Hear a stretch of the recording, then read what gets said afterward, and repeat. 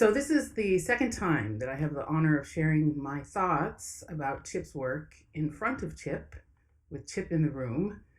First was at a conference which was held in the honor of his 70th birthday at the University of Maryland, where I presented a paper, nervously presented a paper on trouble on Triton, which was an early version of what then turned into a chapter in my book.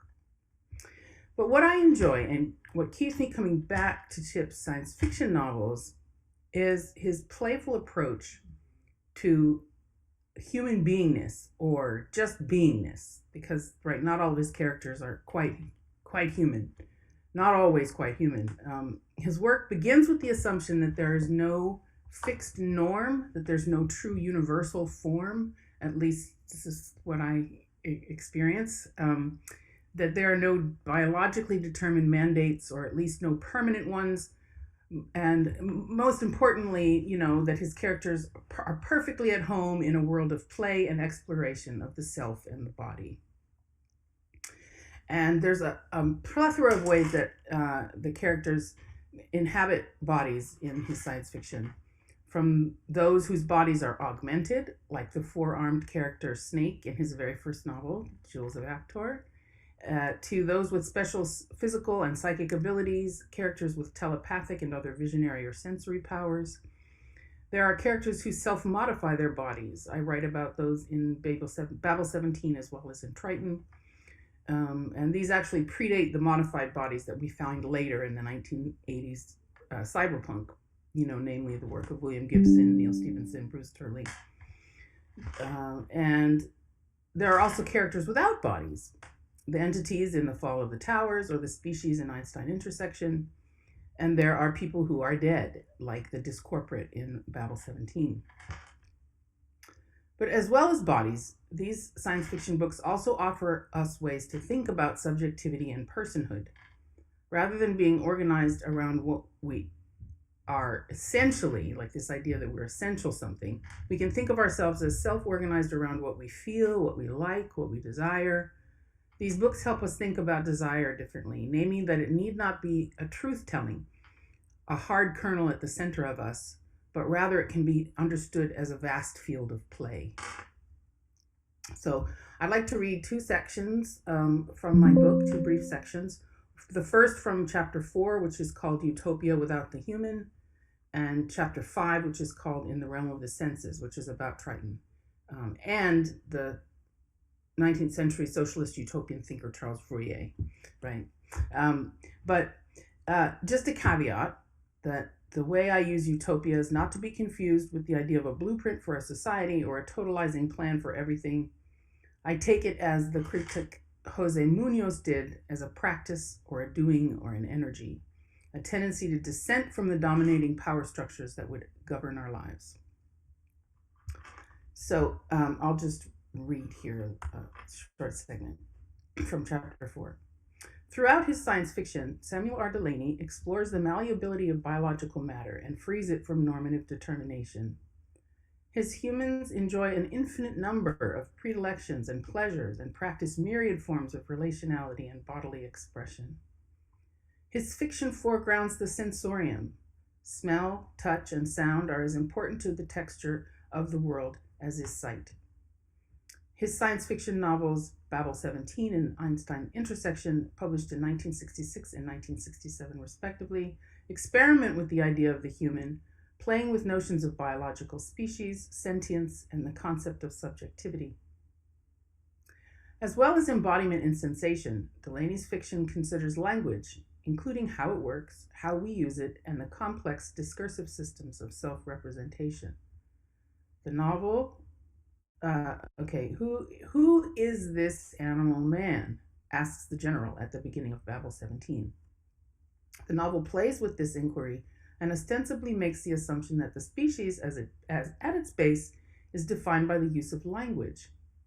It also seems to be affirming the idea that subjectivity, the ability to reference the self, is based in this language use. An entity needs to be situated around a core sense of being before it can communicate.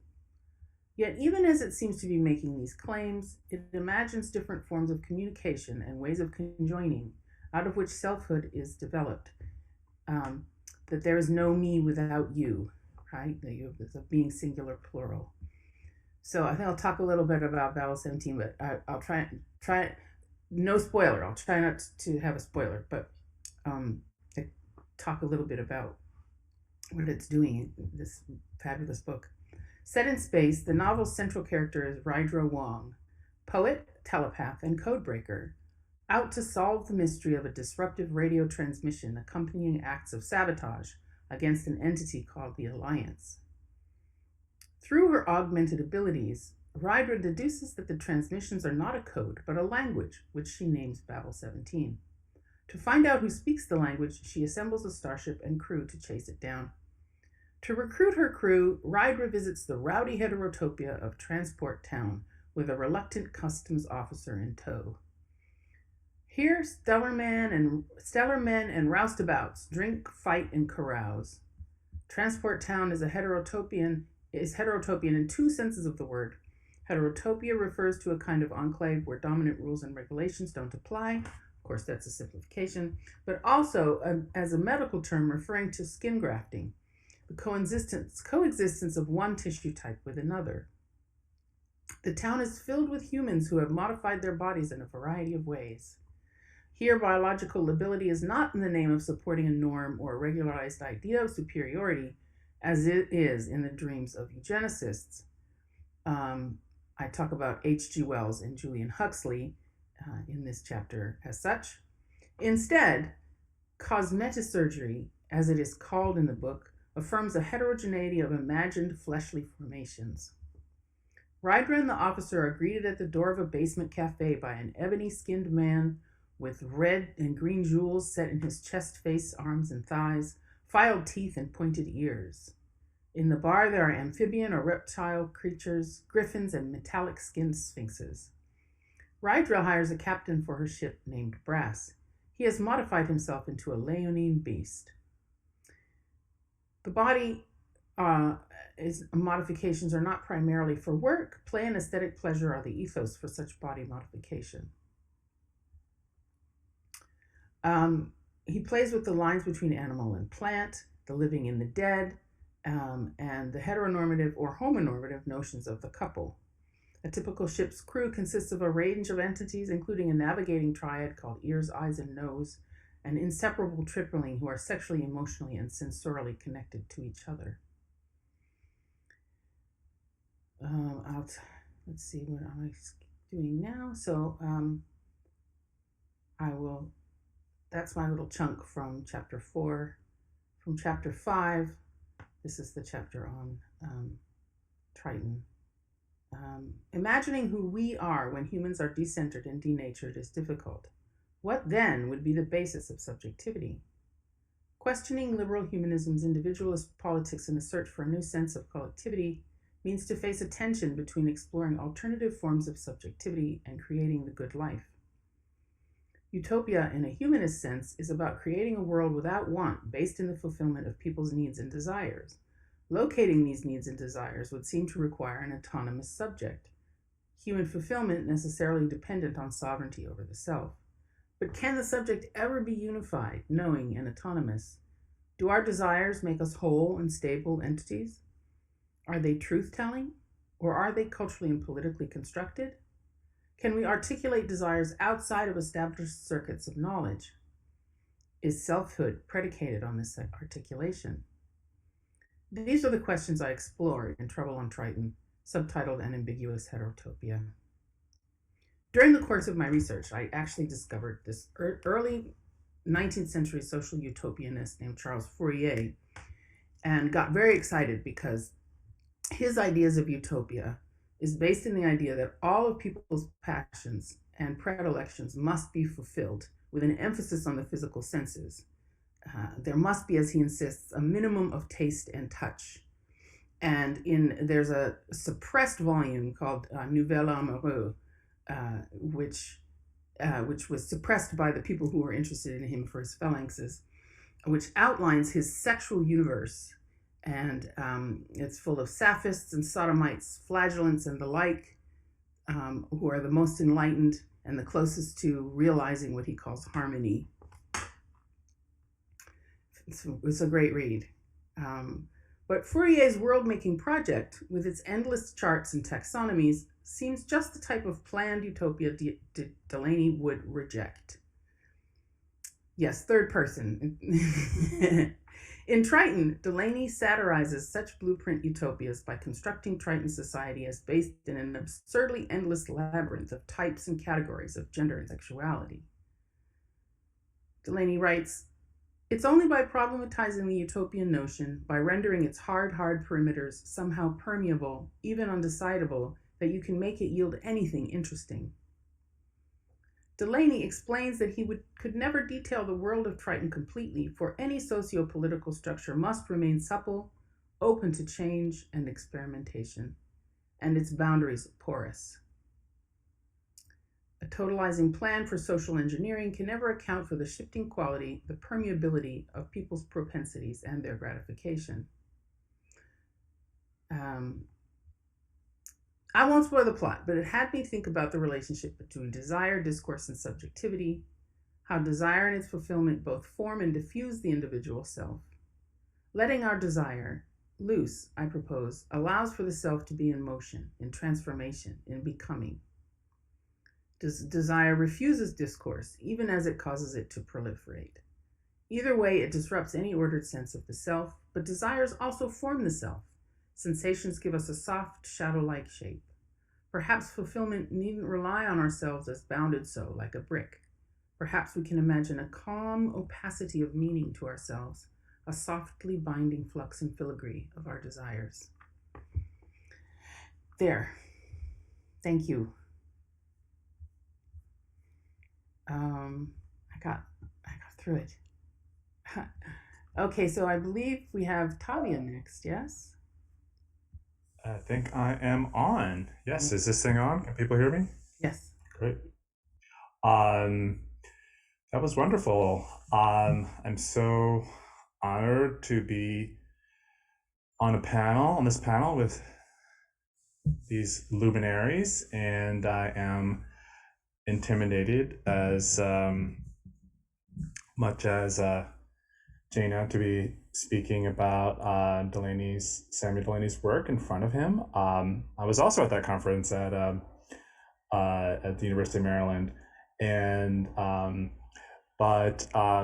I also, I guess, just before I jump into things, say that listening to you read just now, Jaina, I'm thinking about all the ways in which we have just been like partners in crime forever. This is like one of those rare occasions where our joint presence on a Zoom call proves that we're two different people. Yeah, right. I know. We've been joint for a while. Yeah. uh, Joined at the hip. And to John, I had the real pleasure of meeting John Keane a couple of years back, and I taught his wonderful book Counter Narratives. It helped shape my grad seminar last. God, when was that? Last fall. Yes, in the middle of COVID, Counter Narratives helped us think through so many things having to do with Blackness and the aesthetic. But today I'm going to focus my 8 minutes on themes similar to Jaina's, and to give you a little bit of a taste of my reading of the Einstein intersection from my book, Afrofabulations, The Queer Drama of Black Life. So in my work as a critic, I look to Delaney as a grandmaster of science fiction, of course, but also as a profound theorist of alterity and difference. Again, as Jaina was suggesting, and I guess I should say for me, because theory, it's often, what does that mean? To me, theory is just a way of estranging reality. And so it's actually much closer to fiction, especially to speculative fiction, than one might think, right?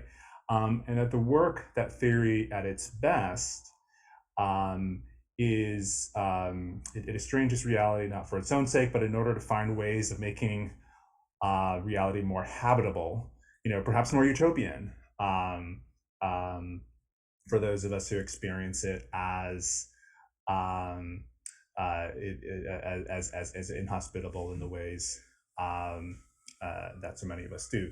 So science fiction has long been a place to tell different stories, but also to tell stories of difference. You know, the differences of race, gender, sexuality, and the human. And this has been something that is important to underline because there is both a tendency to sort of take or assume that SF is a kind of boys club, or it's predominantly um, about or exclusively about cis white male subjects, but also that science fiction and speculative fiction is a form of escapism, right? And that in a certain way, the way we talk about it or don't talk about it in the academy up until relatively recently, that neglect comes out of that sense that, in contrast to other, let's call it mundane fiction, right? There's something escapist about what SF narratives do.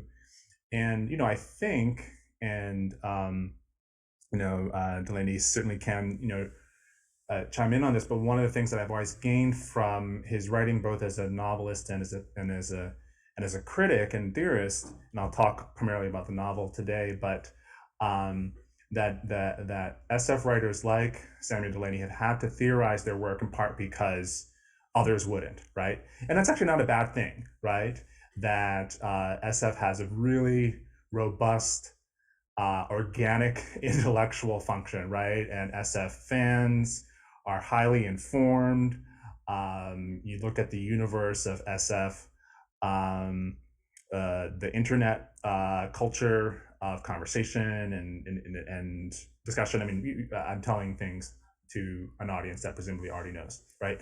So, but as science fiction and fantasy have grown into the culturally dominant form of mass entertainment that they are today, or even as has happened, or maybe especially as it has happened, I think it's important to continue to think about its marginal origins and its status as what Delany calls para-literary, right? You know, it's like somehow outside or alongside the dominant form of fiction, of narrative, and the excerpt from my book, which is the chapter is titled "The Fabulous Formless Darkness," is in engagement with that. So my chapter briefly makes an argument about how contemporary queer and trans politics could learn from some of the capacious ways that Delany was exploring desire, embodiment, and metamorphosis beginning in the 1960s. Now, the Einstein intersection, I'll hold it up again because I like visual aids, was originally entitled "A Fabulous Formless Darkness." And that gave me the title for my chapter. And it's also a title I love. I have this fantasy that perhaps it will be republished one day with that title. It doesn't necessarily have to come true for me to want it to be true. It might be a form of fan fiction or fan fantasy. But what I like about the title "A Fabulous Formless Darkness" is that it connotes the infinity of outer space, which gives us our title today, the Black universe, right? The Black universe out of which life emerges, right? But it also powerfully suggests fabulation in the sense that the French philosopher Henri Bergson gave the term. And another translation of Bergson's term is the myth-making function, right? So fabulation as the myth-making function is really at the center of what the Einstein intersection is doing, and indeed what many of his Delany's early novels are. So science SF writers are fabulists in the Bergson sense, in that they appeal to the virtual, right? The virtual not as that which does not exist, but that which sort of makes continual contact with the real in excess of the real, right? And the myth-making function, traditionally we can often suspect myth, particularly in modernity, right? We associate myth with mass deception, with superstition, with ideology, etc. And I think that's all important and true, right? I mean, myths are dangerous, right? But what's interesting about myth making, the myth making function, is the creation of myths, right? The way in which creativity can, to quote a poet that I know Delaney loves, Hart Crane, lend a new myth to God, right? So what does it mean to lend a new myth through the act of creation, whether we're talking about poetics, whether we're talking about narrative, or um, indeed other forms of creativity? The last thing I'll say before I jump into the excerpt is it is the Einstein intersection is a post-apocalyptic novel. I guess you could, yeah. I mean, um, it's long after the post-apocalypse, after the apocalypse, right?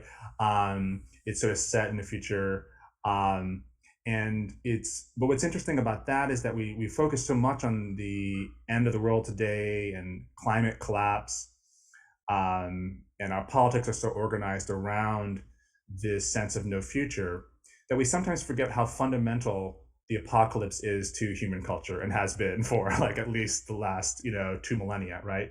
In different waves and in different aspects, right? But the particular moment that the Einstein intersection comes out of invites us to consider both the end of the world through nuclear holocaust, but then the survival of a certain kind of human mythos, right? Including the myth of race, um, and its metamorphosis in an alien and post-human future. So that's something I think to think about and to think with as we encounter this novel, half a century on. So, despite its elegance and relative brevity, the Einstein intersection is challenging to summarize. The protagonist, Lobi, is a youthful musician and member of an alien race that has fallen to Earth several millennia after the extinction of humanity in a nuclear holocaust. And these narratives of sort of life falling to Earth, I think, as I looked it up, it's called the myth of panspermia. I love that word. So this is a panspermia tale. In search of terrestrial corporeal form, these aliens have reanimated the human genome, and with it, shards of our mythopoetic cultural inheritance. The results have a Frankenstein unevenness.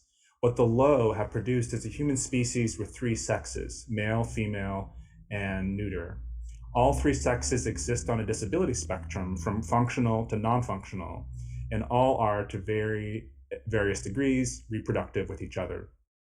As a thought experiment, Delaney's world building deliberately departs from any known human culture, then or now.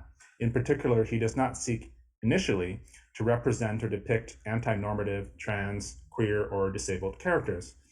Rather, his novel seems to engage in a rigorous working out at an almost mathematical level, or a quantum mechanical level, of the implications of a non-normative post-humanism, looking at a species attempting to consciously evolve in the direction of human norms as they perceive them. The novel contrasts these normative strivings for what Delaney terms the human ratio with the great countervailing power of music, of Black music, or what he in the novel calls the great rock and the great roll. Delaney presents this story in a postmodernist form that continuously signals to the reader its status as myth and fiction. Lobi occasionally directs the reader, alerting her to the metafictional form of the novel, which proceeds to throw Lobi into a series of plot-driven adventures drawn alternately from myth and religion, such as Theseus and the Minotaur, Orpheus and Eurydice, The Temptation of Jesus, contemporary Anglo-American pop culture, such as the Beatles, Billy the Kid, Jean Harlow, and pulp fiction itself, post-apocalyptic survival, eugenicism, Adventures with Dragons. Driving these dizzying adventures is Lobi's pursuit of the figure Kid Death, who has killed Lobi's beloved Frieza, and whose own death Lobi somehow surmises might bring Frieza back. Along the way toward a climactic final encounter with Death, Lobi gains 2 additional companions, the 4-armed dragon herder Spider and his silent telekinetic sidekick Green Eye. And here are some characters who in some ways actually reappear in versions and visions from other early novels, such as the Jewels of Apter. Green Eye, who may be a textual stand-in for Frieza, Eurydice, Jesus, or all 3. as Lobi discovers more of the mercurial nature of these mythic beings. He journeys by dragon from his pastoral home in the country toward the metropolitan Branding-on-Sea, home to the seductive androgynous figure known as the Dove, who elicits from Lobi his most impressive musical performance of the novel. So not to give it a spoiler alert, but this sort of trend, this sort of the journey from being able to kind of listen to other people's music to this kind of climactic discovery of his like own voice, so to speak, is one of the ways of thinking about how music plays a central role in this novel. The ability to hear the music in other people's minds is highlighted in the novel as a mark of Lobi's specialness, but it is also a sign of deviance from the norm that he must learn to dissimulate and hide. Anxiety over gender and identity and sexual orientation may be muted among the low. In that sense, they're shown as progressive in relation to American culture circa 1967, but only insofar as their efforts are focused on the intergenerational achievement of normal embodiment and the exclusion or disselection of the non-functional. So again, a kind of before homonormativity, homo-nationalism has been kind of conceptualized, there's already this observation in the novel that we can kind of incorporate diversity of gender and sexual orientation and still retain this desire for normality and an anxiety about those who don't fit. So the normative strivings of the low are stymied by the regular birth of disabled and nonverbal children, who they deny the honorific lo, la, or lay and keep in ominously named cages. The Einstein intersection is at once a redeployment of common tropes and myths from adventure, science fiction, and fantasy, and an allegory of those tropes. Delaney's recently published notebooks from this period reveal a precociously homosexual and libertine young writer who is consciously working through, rather than unconsciously acting out, classic heteronormative tropes. Within the heteronormative genre codes of 60s pulp fiction, Delaney was developing what Sylvia Wynter would call new genres of being human. But he is not simply optimistic about where these new genres might lead. Rather, Delaney makes use of this textual scenario to speculate upon the capacity of racial, gender, and sexual differences to produce subjects who are emancipated from the myths and tropes through which social norms are transmitted and reproduced. Delaney, I suggest, is interested in working out the implications of transgressive or anti-normative corporeal frameworks.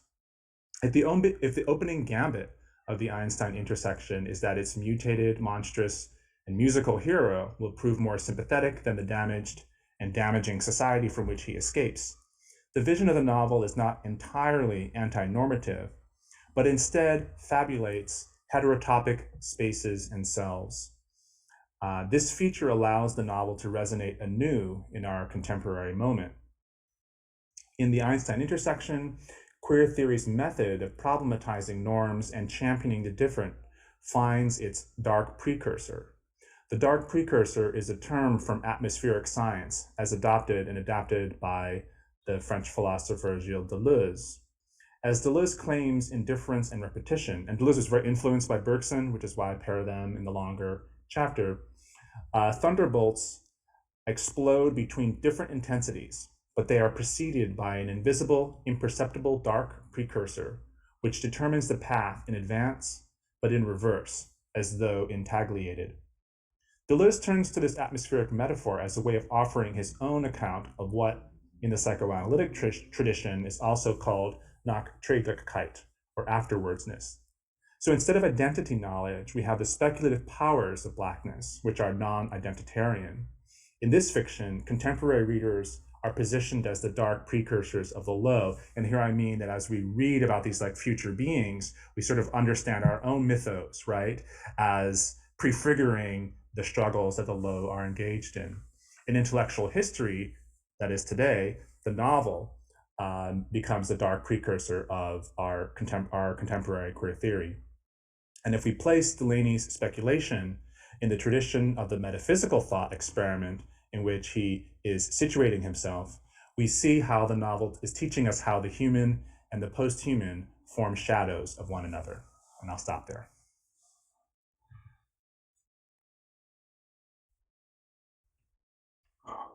So first of all, thank you, Jana and Tavia. These were wonderful presentations, and thanks for making this event happen.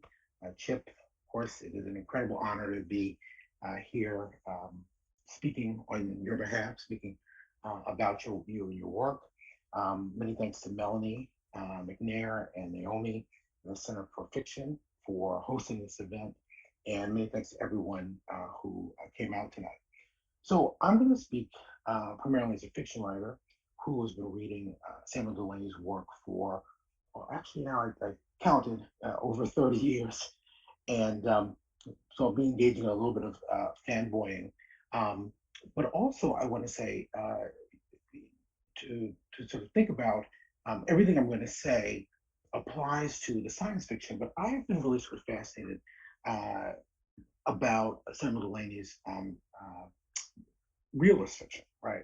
And so I'm thinking specifically of books like Equinox, Atlantis Model 1924, The Madman, Phallos, Dark Reflections, and Through the Valley of the Nest of Spiders. And I have not read The Atheist in the Attic. Which you have not read, so forgive me. So I have that here, but that might not actually fit. Um, and so thinking about these works and thinking about, four, sort of came up with originally about six, but now I've boiled it down to four aspects of these works and of his realist fiction in general that I wanted to kind of focus on to talk about and sort of highlight how important he is. So, I mean, without question, he's one of the greatest science fiction writers we've seen. Um, and he's also, I think, one of the major uh, realist writers, right? He's a visionary innovator in terms of content and form, and I think we're still trying to catch up to the kinds of worlds he's depicted in his realist fiction, let alone his science fiction books, theoretical texts, comics, and his nonfiction. And as Tavia said, I'm going to say this again. The novels actually are, I think, in very important ways, works of theory in addition to being novels, important critical works. Central to that is the way that he has explored non-normative realities, and this is something that both Jana and Tavia said. His discerning of our expectations of the world a novel will depict, particularly an American novel, a 20th and 21st century novel, and a novel by a Black and queer writer, as well as novels about Black queer people and LGBTIQ people in general. One of the things I sort of noticed from the earliest of these works, and then you see this also in science fiction, is that he plays with and brings together, and this is something that has been a subject of debate in literary fictional discourse. It's not so controversial in 2021, but maybe we would say 10, 20 years ago, it was really a topic of a lot of discussion. The way that he sort of brings in all of these different genres and modes. So we can find in his work, um, you know, uh, the picaresque tale, pulp and pornographic fiction, historical and biographical modes, the philosophical novel, novel of ideas. And you see this, I think these come through increasingly in the science fiction novels, but especially in the realist novels, right? And I would say in certain cases with some of these components, we see this going all the way back to Equinox. The other thing too that I sort of have always been amazed by is his versatility, um, as in terms of form, but also style. And I would actually suggest it's interesting when you mentioned the term para. I had this, I sort of was trying to think about, how to describe his realism. And so one way, of course, thinking about it is a kind of fantastic realism to a certain degree. Another one I was saying, and this, forgive me for citing Roberto Bolaño's term, because it's a completely different meaning of it. But infrarealism, right? Because he sort of gets deep within the real. And also pararealism, right? So how do you depict the real outside the usual realities we see? So I think that in all these works we see components of each of those. Um, I think if we go back to Equinox, it's essentially a realist novel with fantastical elements. So of course it would be each of these things that I said. And but one of the things I was sort of thinking about and looking at that book was that I'm sorry, I've got a cat showing its head here. Um, uh, and thinking about that work is how I mean, there are probably places on this earth where one can find the things that he depicts happening to that Black Sea captain, right? So it wouldn't be too, it wouldn't be fantastical, except that we usually don't see these things depicted. So in a sense, right, it does feel almost fantastical, even though it is sort of situated within a kind of realist frame. In a text like Dark Reflections, which is one of my favorite of his books, it's as much novel about the writing life. So here we have the kind of meta realist component, literary history, academe, reputation. I have a cat friend who wants to make an appearance, as it is about the specific characters. And one of the things I was thinking about this novel is, and I think I remember if you're saying this, was that, I mean, the even just um, having the novel unfold in reverse was a significant thing. I mean, but of course, even in so doing, you do very innovative things in terms of temporality and plot, and you have a kind of associative, narrative ligaments that connect those sections, right? That reward rereading, because I think every time you reread that book, you learn something new about how he's actually putting that story together and how he puts stories together. And so just a few other things I was thinking about in terms of formal play. You've given us a novella within a novella, right? Think of Phallus. You've given us prose text that is so interwoven with poetry by real and imagined writers, right? The one that's been just, like an entire text, right? Or essay, article, even, sections of a longer book, teasing out the intertextual references. You've given us a quasi epic that turns that genre on its head. This is a really sort of remarkable book. And you also give us something I have to say I'd never seen before this novel, but and I have rarely seen it since. A novel that ends with a scholarly article, this is a remarkable book, explicating HIV transmission routes, right?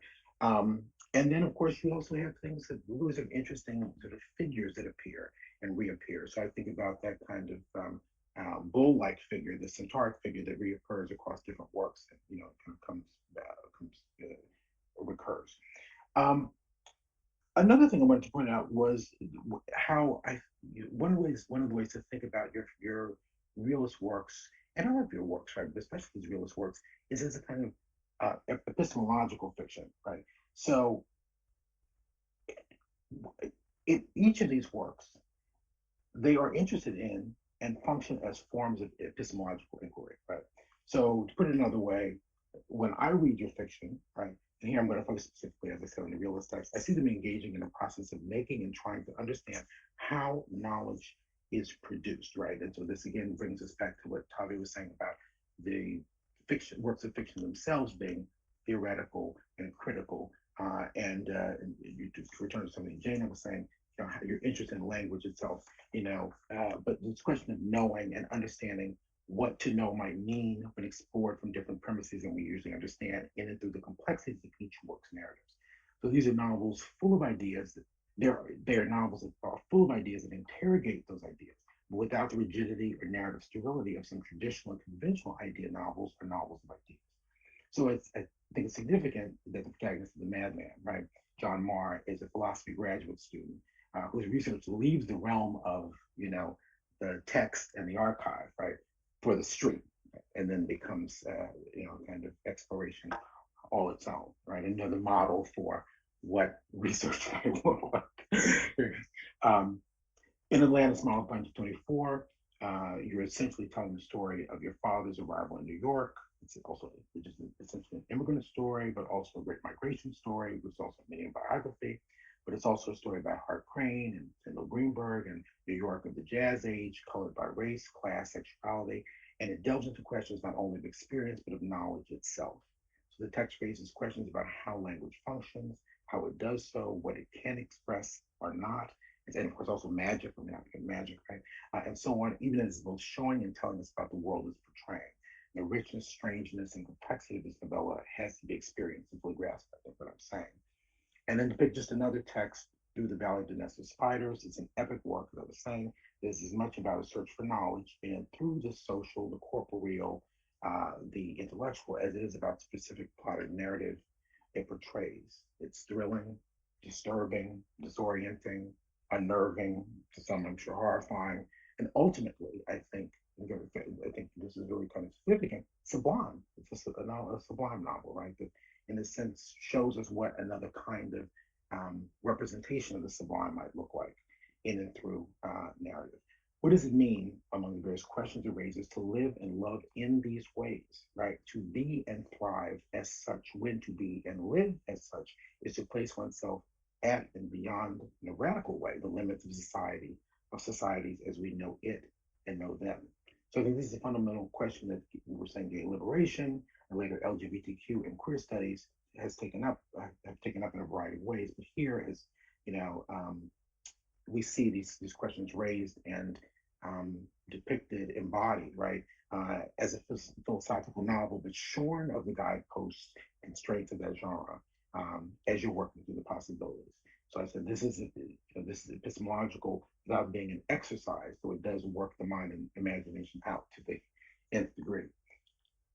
Another thing that I think is very significant is your very distinctive, um, really kind of unmatched depictions of Black, gay, and LGBTQ characters and their subjectivities. And Victoria and Dana both were talking about this to a certain degree. Um, when I first started reading you, one of the reasons was because you were.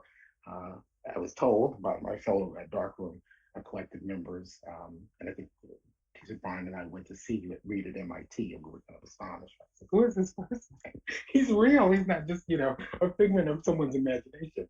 An out Black gay man writing science fiction that dealt and deals and dealt openly with issues of race, gender, class, sexuality, and so on in pathways and ways.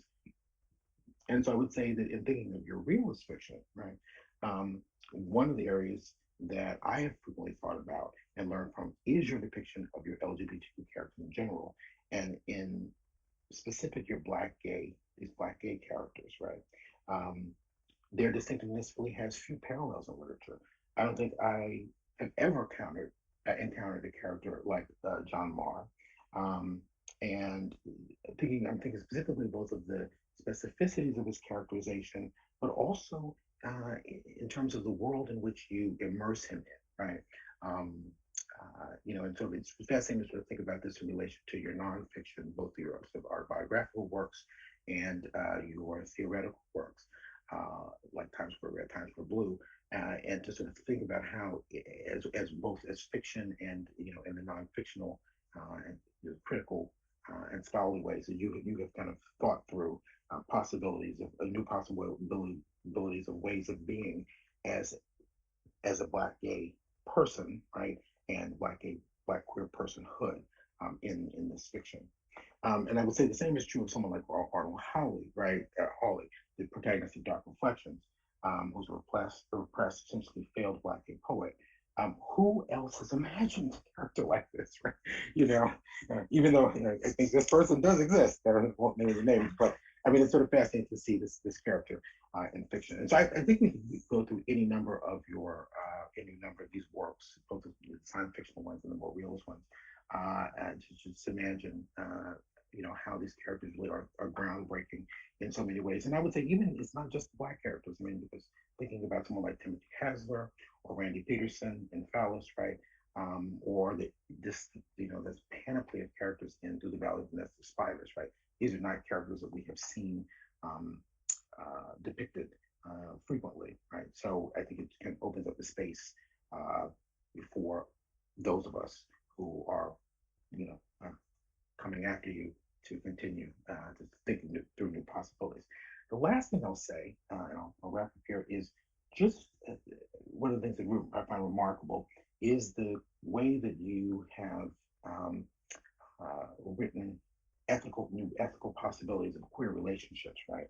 And I'll sort of end by noting that I think you took up very early on one of the range of concepts that people like the radical lesbians, Audre Lorde in certain ways, Michel Foucault and others advanced during gay liberation and its aftermath, which was thinking through, imagining, and writing in addition to embodying new ways of living and loving, right?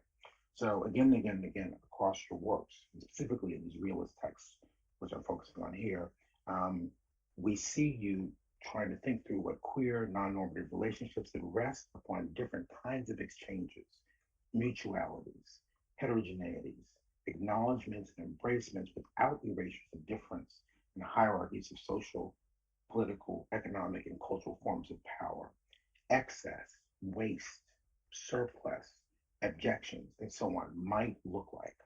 How do we treat, live with, befriend, love, have sex with, separate from, renew our links to others, especially if our lives and desires do not fall within what is considered acceptable, mainstream, normative? How do we think about and live with ourselves under such circumstances? So I would say, such efforts are always challenging, right? Even terrifying, especially if we move away from what used to be called, I think, bourgeois heteronorms, which have reconstituted themselves in neoliberal capitalism as various forms of homonormativities and, the risk of sounding utterly oxymoronic, queer normativities, right?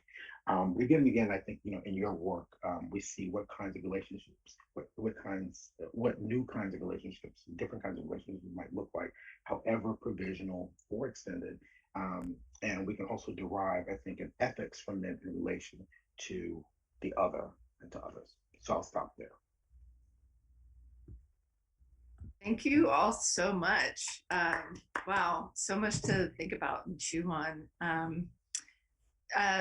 We are kind of getting close to the hour, so we're going to move right to Samuel's reading, and we'll probably just take like one question at the end. So if you think of a question while you're listening, go ahead and add that in the Q&A, but that's okay if you don't, and we will just all enjoy a fabulous reading by the man himself. Chip, go ahead. Okay. Well, first I have to say thank you to everyone. The greatest gift I think any writer can get is intelligent attention, and that's what I've been treated to this evening. So I simply have to thank you all for that. I have a recent book, and because writers are who we are, I'm going to read you a little part from it. It's not fiction. It's a set of essays, and it has one essay that's fairly long, and it's called Beatitudes, and it's rather historical, but it does reflect on some of the things that went into what Tavia was talking about. And what it does, at one point I realized that from time to time I have run into, especially in my early years, I ran into the various writers who were associated with the Beat generation.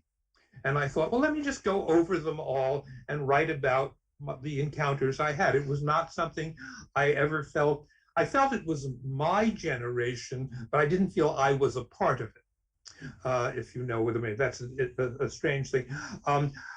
One of the writers who's not included in this collection, Beatitudes, which includes people like Allen Ginsberg and William Burroughs and Helen Adam, and a number of others, Freddie Herco, and what have you, and is a meeting I had with Gregory Corso at one point, and only fairly recently, like less than a month ago, I wrote a Facebook post about it, and so this is basically a sort of slightly revised version of the Facebook post that I wrote. Meeting Gregory Corso.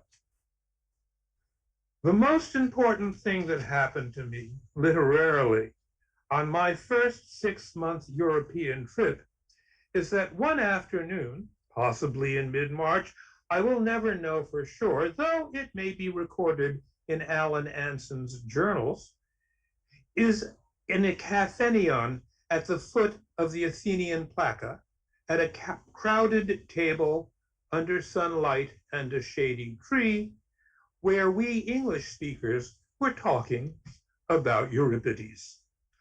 I got invited suddenly and rather surprisingly to lunch at Alan Anson's Koloniki apartment by Gregory Corso. Both Anson and Corso were at the table, and I knew perhaps two others of the eight of us sitting around. Hey, this guy looks interesting, Corso said, turning to me. Let's ask him along. So Anson said sure and gave me his address. There followed a weird afternoon running all over Athens with Gregory while he explained he was researching a version of the Bacchae. This is a classic, and you can't fuck around with classics. Which, as far as I knew, he never finished. 1 or 2 days later, I turned up at Anson's, which had some original Cocteau drawings framed on the walls. In a peasant-style kitchen, over a failed stew that Gregory had cooked and wouldn't eat, he'd misjudged the heat of the peppers, though I thought it was okay, and Anson and I both had a bowl. I'd brought a bottle of Retsina, but there was already some white wine, which we all drank. Hey, really, Greg said, you guys don't have to eat this shit. But I thought it, as I said, I thought it was fine. One of them asked what I was writing about, and I explained the topic of my new novel I was working on, back then called A Fabulous Formless Darkness. There, Greg made the remark about my project now known as the Einstein intersection, recorded on page 101 of the published book. Jean Harlow, Christ, Orpheus, Billy the Kid, those three I can understand, but what's a young stage writer like you doing all caught up with a great white bitch? Of course, I guess it's pretty obvious. Greg had recognized me as Black, and the great white bitch was Harlow herself, which was not the way I'd have described her, but I knew what he meant. Back in the States,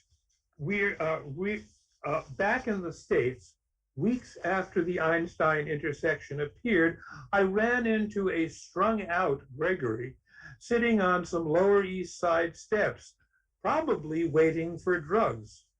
I don't think he remembered me, but I told him I'd get him a copy of the Einstein intersection with my comment. I'll be back, I told him, in 7 minutes, 5 o'clock.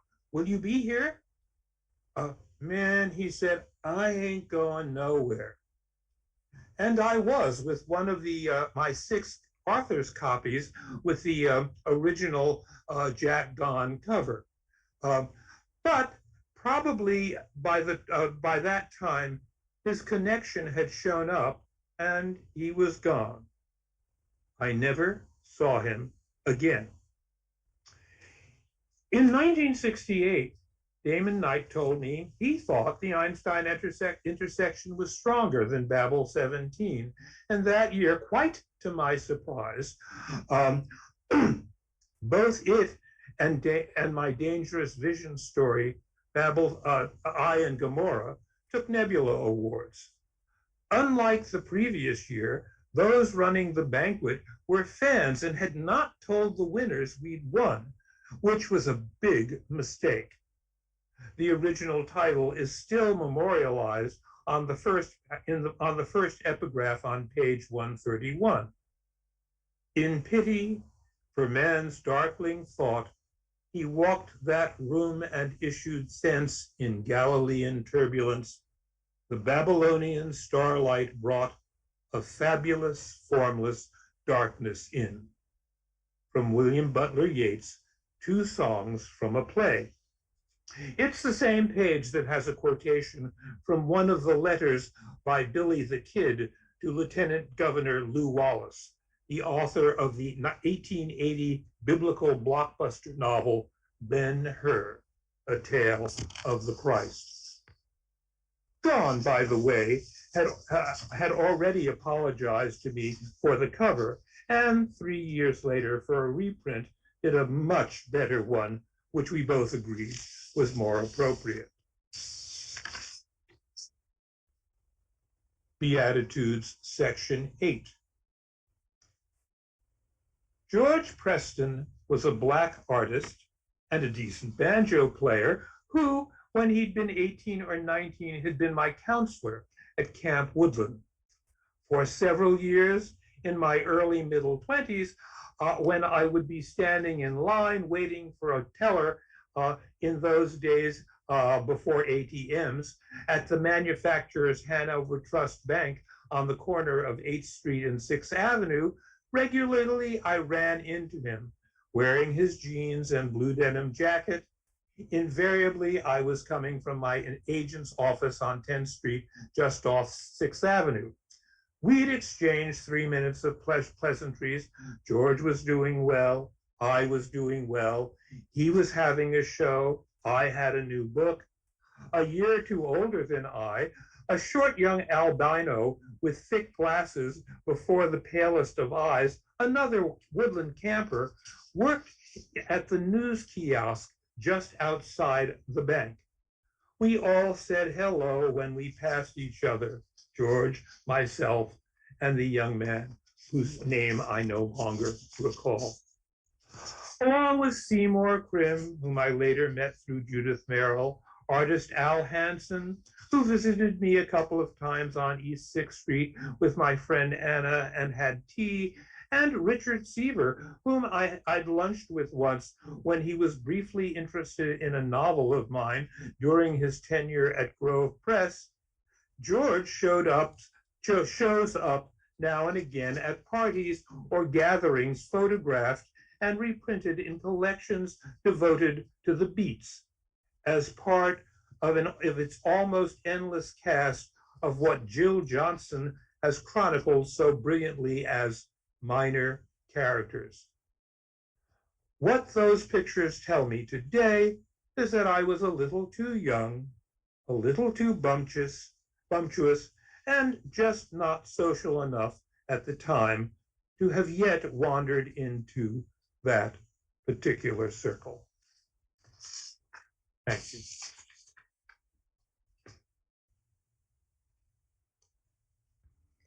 Thank you so much, Chip. It's fabulous to hear you reading and to hear you reading your new stuff.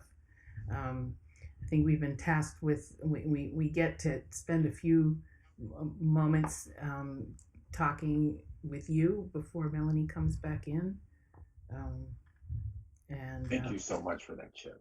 Yeah. You're most welcome. As I said, the book is called Occasional Views, and it's this kind of the first volume of a kind of sweep up collection of essays. These are the old ones that were never published. Most of them were never published, and then there will be a second volume in September of the newer work.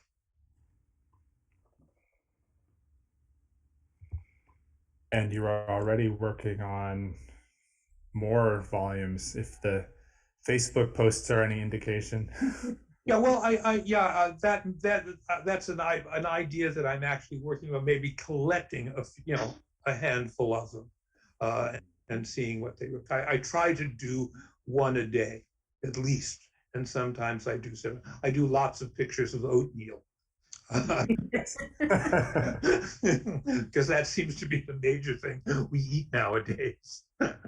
Every morning, that's breakfast. There could be your form of that. I think the Brazilian form, the chronicas, right? You know, the Yes. daily chronicles. They're wonderful. They're wonderful. The first time I heard you read, since you mentioned Camp Woodland, you read from, I was in college, and you came and you read from the Motion of Light and Water, and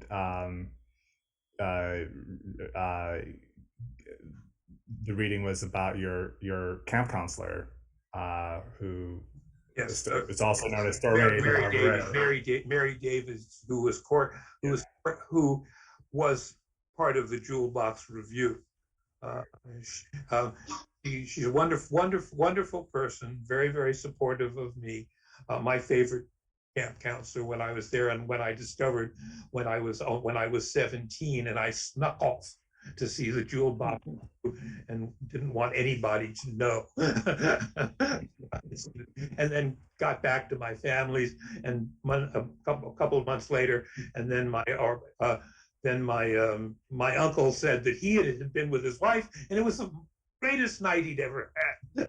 My uncle, the judge, Catholic judge, going on about how wonderful the Jewel Monster review was. And then I discovered later, in fact, I discovered later on that it was that I actually knew one of the performers, which was quite an astonishment.